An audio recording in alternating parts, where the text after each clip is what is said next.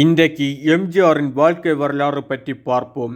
இலங்கையில் கண்டி அருகே உள்ள நாவலப்பிட்டி என்ற சிற்றூரில் கோபால மேனோன் சத்யபாமா தம்பதிக்கு ஜனவரி 17ஆம் தேதி 1917ஆம் ஆண்டு 5வது மகனாக பிறந்தார். இவரது இயற்பெயர் மருதூர் கோபாலன் ராமச்சந்திரன். இவருடைய தந்தை மருதூர் கோபால மேனோன் வழக்கறிஞராக கேரளாவில் பணியாற்றி வந்தார். அதன் பிறகு அந்தமான் தீவிலுள்ள குற்றவியல் நீதிமன்ற நீதிபதியாக பணிபுரிந்து வந்தார். அப்போது ஆங்கிலேயர்களின் அடக்குமுறை ஆட்சி என்பதால் தினமும் சுமார் 20 சிறை கைதிகளுக்கு தூக்கு தண்டனை அளிக்கும் குற்றவியல் நீதிபதியாக இருந்தார். பின்பு மனைவி சத்யபாமா இந்த உயிரை எடுக்கும் வேலை நமக்கு வேண்டாம் என்று கூற அந்த நீதிபதி வேலையை ராஜினாமா செய்துவிட்டார். ஆனால் ஆங்கிலேயர்கள் ராஜினாமாவை ஏற்றுக்கொள்ளவில்லை. ஆங்கிலேயர்களுக்கு சொந்தமான ஆயுத கப்பலுக்கு டைமனைட் வெடிவைத்ததாக கூறி சிறிது காலம் கோபால மேனோனை சிறையில் அடைத்தார்கள். அதன் பிறகு அவர் குடும்பத்துடன் இலங்கையில் உள்ள கண்டிக்கு அருகே நாவலப்பிட்டியில் குடியேறினார். பின்பு நண்பர் வேலுப்பிள்ளை உதவியுடன் ஒரு சிங்கள பள்ளியில் தலைமை ஆசிரியராக பணிபுரிந்து வந்தார். எம்ஜிஆருக்கு ராமச்சந்திரன் என பெயர் பெற காரணம் தந்தையின் தந்தை பெயர் சந்திரசேகரர் மேனோன். அதில் சந்திரனையும் தாயார் சத்யபாமாவின் தந்தை பெயர் சீதாராமன் நாயர் என்பதில் ராமா என்பதையும் எடுத்து ராமச்சந்திரன் என பெயர் வைத்தார்கள். பின்பு தந்தை மறைவு, ஒரு அண்ணன் மற்றும் அக்காவும் இலங்கையில் இறந்துவிட தாய் சத்யபாமாவுக்கு கூட இலங்கையிலிருந்து கேரளாவுக்கு வந்தார். அங்கு கணவரின் பெற்றோருடன் சொத்தில் பங்கு கேட்டார். ஆனால் தர மறுத்தார்கள். சத்யபாமா தனது தாயார் சரஸ்வதியுடன் கேரளாவில் வாழ்ந்து வந்தார். அங்கு சத்யபாமாவின் மகளும் தாயார் சரஸ்வதியும் இறந்துவிட சத்யபாமா பிள்ளைகளுடன் தமிழ்நாட்டில் கும்பகோணத்தில் தனது தம்பி நாராயணன் உதவியுடன் குடியேறினார். குடும்ப சூழ்நிலை காரணமாக தனது பிள்ளைகளை வேலைக்கு அனுப்ப தயாரானார். அப்போது பிரபலமான நாடக கம்பெனியான பாய்ஸில் நாராயணன் உதவியுடன் பிள்ளைகளை சேர்த்து விட்டார். அங்கு எம்ஜிஆரின் முதல் குருவான காளி அறிமுகமானார். சிலம்பம் சுற்றுவதிலும் வாள் பயிற்சியிலும் அதீத ஆர்வமாக இருப்பார். முதல் நாடகத்தில் ஸ்ரீபா என்ற பெண் வேடத்தில் நடித்தார். தொடர்ந்து அபிமன்யு, மனோகரன் என நிறைய வேடங்களில் நடித்தார். தொடர்ந்து பாய்ஸ் கம்பெனியிலிருந்து விலகி கந்தசாமி முதலியாரின் கம்பெனியில் சேர்ந்தார். இங்குதான் நாடகத்திலிருந்து சினிமாவில் நுழையும் வாய்ப்பு கிடைத்தது. சதி லீலாவதி படத்தில் போலீஸ் வேடத்தில் நடித்தார். அடுத்த படத்திலும் அதே வேடத்தில் நடிக்க மறுத்துவிட்டார். சதி லீலாவதியில் NS கலைவாணர் நண்பராக கிடைத்தார். பிறகு பல படங்களில் நடித்தார். பொருளாதாரம் உயர்ந்தது. எம்ஜிஆருக்கு மனைவியாக முதலில் பார்கவி வந்தார். தொடர்ந்து பட வாய்ப்புகள் குறைவே இராணுவத்தில் சேரலாம் என நினைத்தார். ஆனால் MK தியாகராஜர் பாகவதரின் அசோக் குமார் வேடத்தில் நடித்தார். தொடர்ந்து எம்ஜிஆர் நாயனாக நடித்த முதல் படம் மருதநாட்டு இளவரசன். தொடர்ந்து கருணாநிதி கதை வசனம் எழுதிய படங்களில் நடித்தார். ராஜகுமாரி இந்த படத்தில் எம்ஜிஆருக்கு நாராயணசாமி என்பவர் அறிமுகமானார். இவர் எம்ஜிஆரை அறிஞர் அண்ணாவிடம் அறிமுகம் செய்து வைத்தார். பிறகு அண்ணா எழுதிய சிவாஜி கண்ட இந்து சாம்ராஜ்யம் நாடகத்தில் சிவாஜியாக நடிக்க வாய்ப்பு வந்தது. ஆனால் சகோதரர் தலையிட்டால் வேண்டாம் என்று ஒதுங்கிவிட்டார். ஆனால் பல படங்கள் நடித்து வெற்றி பெற்றது. தொடர்ந்து அரசியல் மீது ஆர்வம் வந்தது. அதற்கு காரணமானவர் கருணாநிதி. அரும்பு என்ற நாடகத்தில் தொடக்க விழாவில் கருணாநிதி எம்ஜிஆரை புரட்சி நடிகர் என அழைத்தார். அந்த மேடையில் வைத்து தன்னை திமுகவில் சேர்த்து கொண்டார். எம்ஜிஆர் மலைக்கள்ளன், குலே பகவாலி, அலிபாபாவும் 40 திருடர்களும் என வெற்றி படங்களும், சித்தூர் மாநாடு, செங்கல்பட்டு மாநாடு என இரட்டை வேடமாக வாழ்க்கை வெற்றிகரமாக போய்கொண்டிருந்தது. அந்த காலகட்டத்தில் 1957 தமிழகத்தில் புயல் பாதிப்பு பெரும் பாதிப்பை ஏற்படுத்தியது. புயலால் பாதிக்கப்பட்ட மக்களுக்காக நிதி திரட்ட உத்தரவிட்டார் அண்ணா. அதிக நிதி திரட்டியதற்காக எம்ஜிஆரை மேடையில் பாராட்டவும் செய்தார். இதனால் கோபமடைந்த சிவாஜி திமுகவை விட்டு விலகினார். சுதந்திர இந்தியாவின் 2வது பொது தேர்தல் 1957ஆம் ஆண்டு நடந்தது. அதில் எம்ஜிஆர் திமுகவின் பிரச்சார பீரங்கியாக இருந்தார்.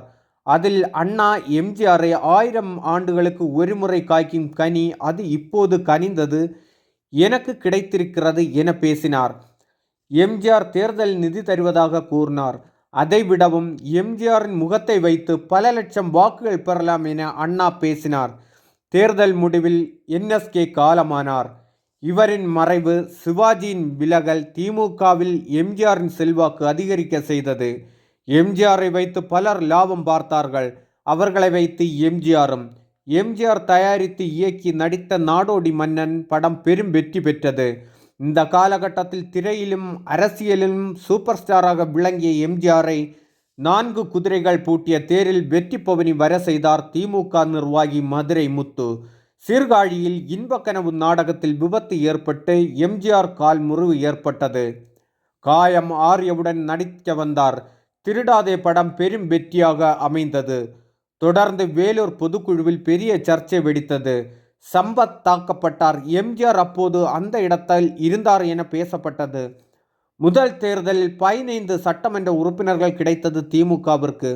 1962 தேர்தலில் திமுகவின் முக்கியமான பிரச்சார பீரங்கியாக இருந்தார். இந்த சமயத்தில் எம்ஜிஆரின் 2வது மனைவி இறந்ததாக தகவல் வந்தது. ஆனால் பிரச்சாரத்தை முடித்துவிட்டு நள்ளிரவில் வந்து காரியங்களை செய்தார். இதனால் வெற்றி பெற்ற 50 சட்டமன்ற உறுப்பினர்களின் வாக்குகள் மூலம் எம்ஜிஆரை சட்டமன்ற மேலவை உறுப்பினர் ஆக்கி நன்றி கடன் செய்தார் அண்ணா. ஆனால் ஒரு கட்டத்தில் பதவியை ராஜினாமா செய்தார். என்றாலும் அண்ணாவின் தம்பியாகவே திமுகவில் நீடித்தார். எம்ஜிஆர் படத்தில் சிகரெட், மது குடிப்பது காட்சிகள் பெரும்பாலும் இருக்காது. மற்றும் ஏழைக்கு உதவுவது, பெண்களை பாதுகாப்பது என காட்சிகள் பெரும்பாலும் இருக்கும். நாயகியை தேடி காதலிக்க மாட்டார். நாயகி இவரை சுற்றி சுற்றி வந்து காதலிக்கும் காட்சிகள் தான் இருக்கும். 60களில் எம்ஜிஆருக்கும் சிவாஜிக்கும் போட்டியாக இருந்தது. எம்ஜிஆரின் படங்கள் கொள்கை பாடல்கள் இடம்பெற்றன. கண்ணதாசன், பட்டுக்கோட்டை கல்யாண சுந்தரமும் பாடல்கள் எம்ஜிஆருக்காக எழுதினார்கள். பிறகு எம்ஜிஆருக்காக வாலி பாடல்கள் எழுதினார். கண்ணதாசனுக்கும் எம்ஜிஆருக்கும் சண்டை வரவே, இனி என்னுடைய படங்களுக்கு வாலியை பாடல் எழுதுவார் என அறிவித்தார். எம்ஜிஆரின் சிறந்த நாயகி சரோஜா தேவி. இவர்கள் ஜோடி அனைத்து படங்களிலும் வெற்றி பெற்றது. 1000ல் ஒருவன் படத்தின் மூலம் அறிமுகமான ஜெயலலிதா எம்ஜிஆரின் தனிப்பட்ட வாழ்க்கையிலும் அரசியலிலும் படங்களிலும் நாயகியானார். 1965 காமராஜர் பிறந்த விழாவில் பங்கேற்று காமராஜர் என் தலைவர் அண்ணா என வழிகாட்டி என பேசினார். இந்த பேச்சு திமுகவுக்குள் சலசலப்பை ஏற்படுத்தியது. இந்திய எதிர்ப்பு போராட்டத்தின் போது திமுக தலைவர்கள் போராட்ட களத்தில் இருந்தார்கள். அப்போது அண்ணாவின் அனுமதியோடு படப்பிடிப்பு தளத்தில் இருந்தார் எம்ஜிஆர். 1967ஆம் ஆண்டு தேர்தல் நிதி 1 லட்சம் தருவதாக எம்ஜிஆர் அறிவித்தார். ஆனால் அண்ணா, எம்ஜிஆரின் பணம் என்னுடைய பணம் போல, இதனால் எம்ஜிஆர் தமிழகம் எங்கும் சுற்றுப்பயணம் செய்ய வேண்டும் என அண்ணா கூறினார். 1967 ஜனவரி 12ஆம் தேதி அன்று எம்ஜிஆரின் ராமாவரம் தோட்டத்தில் வைத்து MR ராதாவால் சுடப்பட்டார்.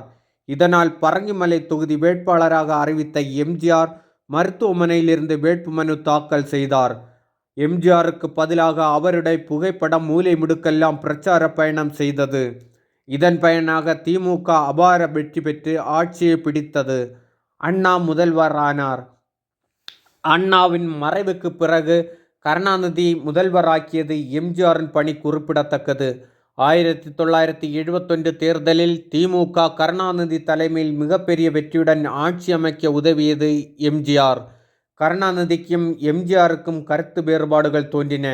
கருணாநிதி அமைச்சரவையில் சுகாதாரத்துறை அமைச்சர் பதவி கேட்டார் எம்ஜிஆர்.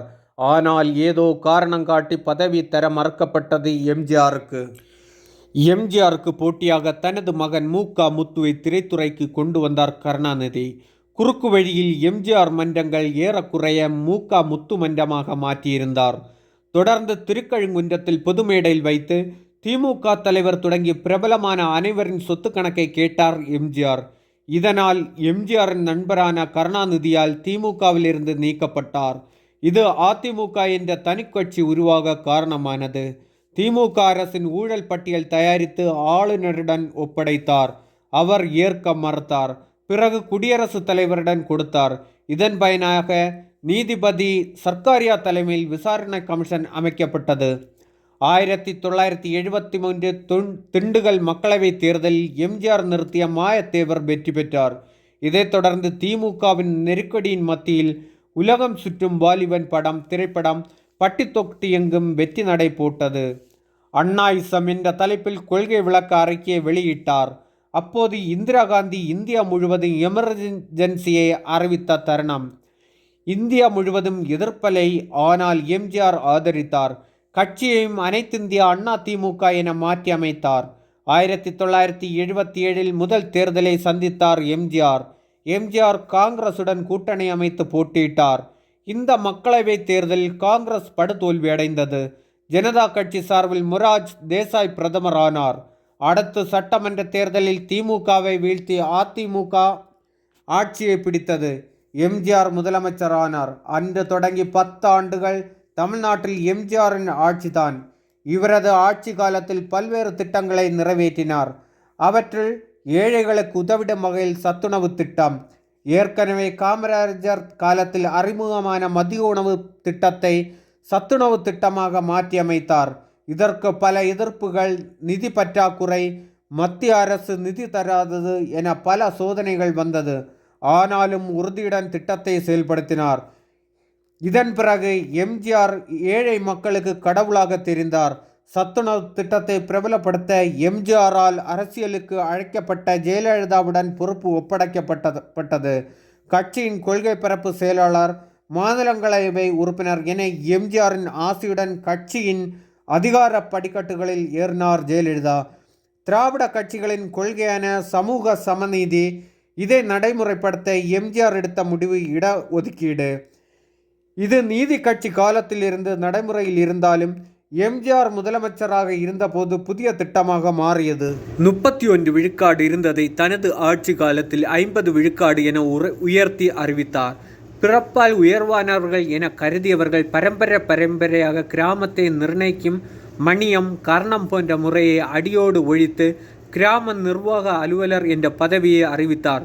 இது சாதி, மதம் என அனைத்தையும் கடந்து எல்லோருக்கும் வாய்ப்பு கிடைக்க இதை தமிழ்நாடு அரசு பணியாளர் தேர்வு மையத்தின் கீழ் கொண்டு வந்தார். அதுபோல் தெருப்பெயர்கள் ஜாதி பெயர் இருக்கக்கூடாது என அரசாங்க உத்தரவாக வெளியிட்டார்.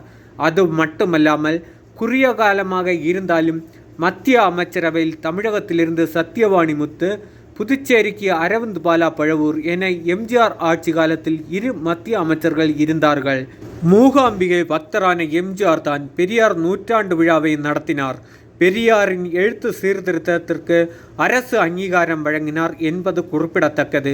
கோவிலில் அர்ச்சகர் நியமனம் தொடர்பாக நீதிபதி மகாராஜன் தலைமையில் ஆய்வு கமிட்டி அமைத்து அனைத்து சாதியினரும் அர்ச்சகர் ஆகலாம் என்ற கனவு கோரிக்கையை நிறைவேற்ற காரணமாய் இருந்தது இந்த மகாராஜன் அறிக்கைதான். சினிமாவில் இருந்தவரை அவரை ஜெயிக்க ஆள் இல்லை. முதல்வர் ஆன பிறகு எந்த ஒரு சட்டமன்ற தேர்தலின் தோல்வி அடையவில்லை. இந்திரா காந்தி ஆனாலும் பிரபாகரன் ஆனாலும் எம்ஜிஆர் பக்கம் இருந்தால் வெற்றி நிச்சயம் என உறுதியுடன் இருந்தார்கள். இதுதான் உண்மை. நக்சல்வாதிகளிடம் எம்ஜிஆர் எடுத்த நடவடிக்கை குண்டர் தடுப்பு சட்டம், எரிசாராய ஊழல் விவகாரம், மதுவிலக்கை ரத்து செய்தது என பல அதிரடி சட்டங்களை நடைமுறைப்படுத்தினார்.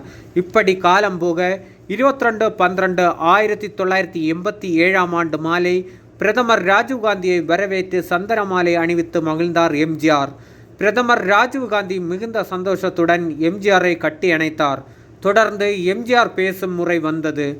மைக்கை சரி செய்ய கைகளை தூக்க முயன்ற போது முடியவில்லை. இதை கவனித்த ராஜீவ்காந்தி எழுந்து மைக்கை சரி செய்தார். பேசி முடிந்து மிகவும் சோர்வாக அமர்ந்தார். பிறகு வீட்டில் திரும்பி வந்து படுத்தார். மறுநாள் டாக்டர்கள் மருத்துவமனைக்கு போகலாம் என்றார்கள். வேண்டாம் என்று மறுத்துவிட்டார் எம்ஜிஆர். இரவு ஏற்பட்ட திடீர் மாரடைப்பால் 24 டிசம்பர் 1987 70ஆம் வயதில் எம்ஜிஆர் மறைந்தார். இது மக்களை மீளா துயரில் ஆழ்த்தியது. உயிருடன் இருந்தபோதும் இறந்த பிறகும் இவரை வெற்றி கொள்ள ஆள் இல்லை. இரத்த சரித்திரங்கள் தொடரும்.